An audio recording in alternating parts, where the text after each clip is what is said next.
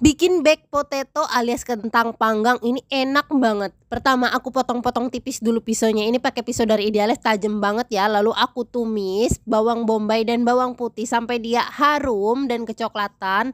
Aku masukin keju parut dan tepung terigu, kasih susu.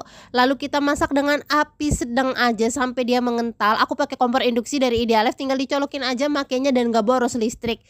Abis itu kita tuang ke dalam wadah, sausnya dulu, lalu kentang yang udah kita iris tipis secara bergantian. Paling bawah itu krimnya ya. Jangan lupa sekali-kali ditaburin keju juga. Terus kita tutup deh atasnya ya, karena ini biar matang merata.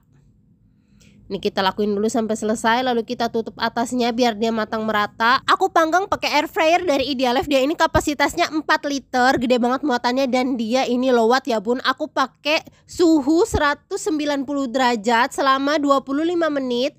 Dia matang merata kayak begini terus kita keluarin. Nah, atasnya aku kasih mozzarella deh karena dia udah matang. Ini kita pakai sebentar aja ya, cuma sekitar 5 menitan, suhu 200 derajat. Nah, udah kecoklatan kita angkat. Jadi deh baked potato alias kentang panggangnya ini super gampang, cocok banget nih buat anak kalian yang gak mau makan, diakalin pakai ini karena ini karbo juga.